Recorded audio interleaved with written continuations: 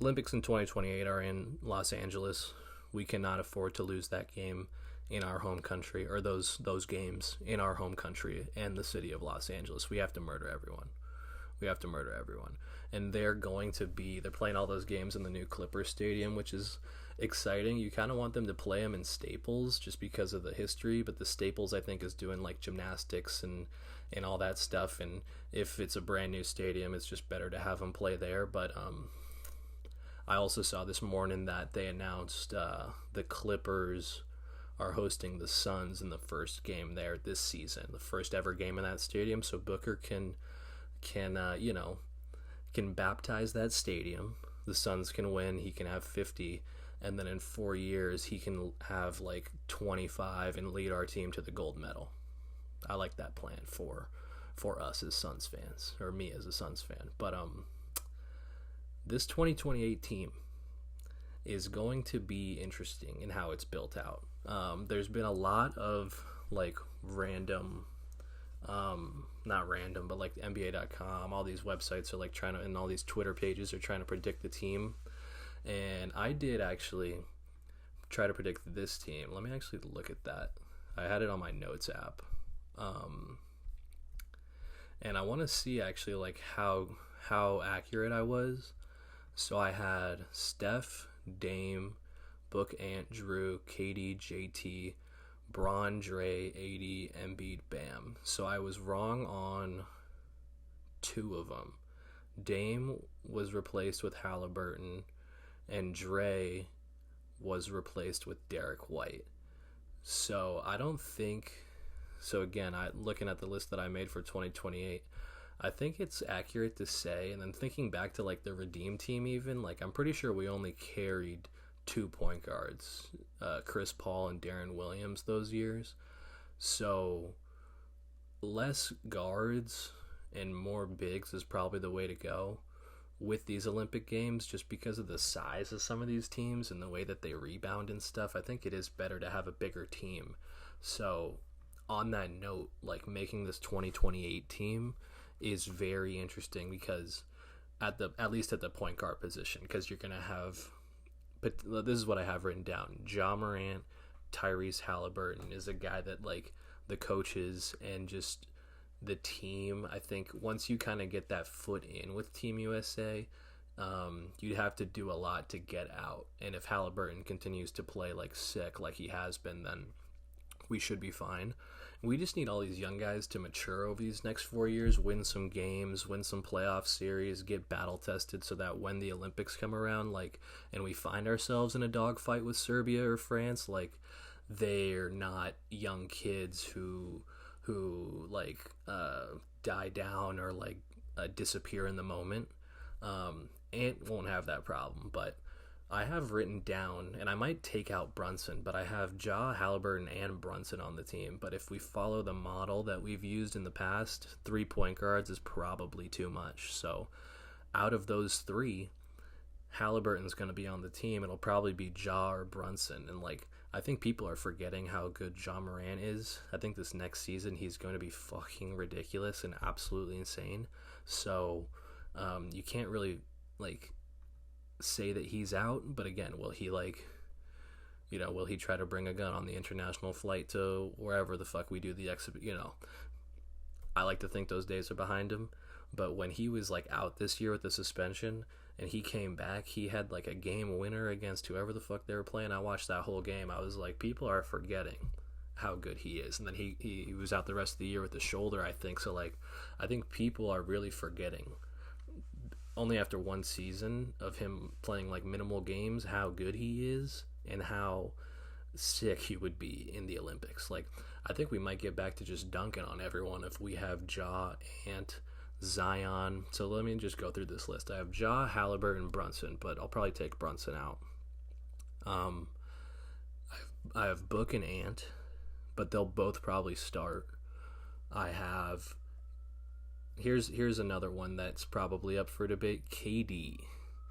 Okay, so KD will be 38, I think, or 39 when the next Olympics happen. Right now he's 34, so if you just add 4 years, he'll be 38. And I think part of him wants just to go down his legacy. He cares a lot about his legacy. That's why he went to Golden State. That's why he went to Brooklyn. That's why every career move that he's made, it's to win and to cement his legacy, and he cares about being great. He loves that he is the all-time Olympic scorer, the most men's gold medals, now with 4. I think he's going to be on the team. People, like, all these lists don't have him on the team. I think he's going to be on the team if he's still in the NBA, which I think he will be after the Suns win, like, 3 championships, the next 3. After the 4th, maybe we let someone else win it, but, like, we can just, like, say, like, KD, you have to be on the team because you are an American legend. That's it. So, I have KD, Tatum, Cooper Flag. I have Zion and Banchero, Paolo, and then I have Bam and Chet. So this is why I don't think we carry 2 point guards and why Brunson might be swapped out. Like, only having Bam and Chet and then going Zion, Banchero, Tatum, Flag, KD. Like, I think we would want one more, like, big guy, one more bruiser. I have a list of players that I'll list off, but, and then again, like, it's fun to just put all these superstars in, but, like, in between last Olympics and this Olympics, if you would have predicted, like, Derik White would be on the team, no. Like, you would say no. The Olympics before, if you would have predicted JaVale McGee would have been on the team, or Keldon Johnson. Now, Keldon Johnson did replace Kevin Love late, but, like, there's always a couple guys that, like, you don't think would be on the team, who end up being on the team because they play a role. And, like, Team USA, you just want to put together the best players in the NBA on the team, but, like, that's not always the best team. And Spoelstra's going to be running it. I have full faith in Spoelstra to figure it out. Spoelstra and Grant Hill. But, again, I have this list of, like, stars, but, like, shit, maybe Tatum doesn't even want to go back. Like, if he is going to get benched, or, like, if there's, like, any doubt. And people have been making good arguments for Tatum. Like, Tatum was the only guy who was first team All-NBA that's on this Olympic team, and he didn't, like, play like a lot, and everyone else did. But that's just, like, this is the Olympics, not the NBA. It's weird. But list of potential players that I have: Cade Cunningham, if he lives up to his potential, 6'8" point guard. We could carry him as a 3rd point guard, and he, just because of his size, he could do everything else. Donovan Mitchell. He was actually on Twitter fucking today talking about how he gave a laughing emoji because Legion Hoops said, which players would you like to see join Team USA for 2028? And they have Jaylen Brown, Maxey, Chet, Brunson, Paolo, Cooper Flag, Zion, and Cade. They said, which players would you like to see join Team USA? And it's this tweet. And then Donovan Mitchell quotes it with, like, a laughing emoji. So it sounds like he really wants to be a part of it, even though he was on the 2019 World Cup team that placed 8th, and he wasn't on last year's World Cup team, and he wasn't on this year's Olympics. He seems to be very into the idea of him for sure being an option of making the team. Hats off to you. I don't think it's going to happen. But I have his name written down. Cade, Donovan Mitchell. My favorite sleeper for a guy who, and it might not even be that much of a sleeper, but like a guy who can be the Derik White, and even better probably, is Jalen Williams from the Thunder, and having him, like, battle against Shea and Lou Dort in, like, the semifinals or in group play or in the gold medal game or whatever would be electric. But Jalen Williams is like a 6'7" do-it-all guy who would be perfect in the FIBA thing. He's smart. He can get a bucket, but he's smart. And, like, I think he's okay with guarding and like rebounding and doing whatever. And I think a lot of these young players are going to look at what Book did this year and say, if that's what it takes to make this team, then I want to make it, because the Olympic gold medal is like one of the highest achievements for sure. But Jalen Williams, Derik White, again, even, right? He won't be that old. How old is he right now? He is 30 right now. So 34, who knows, right? Derik Queen is a guy that I've written down. He's going to be a freshman in college. He's Cooper Flagg's class. He was actually Cooper Flagg's teammate at Montverde, but he's one of these young centers that I love.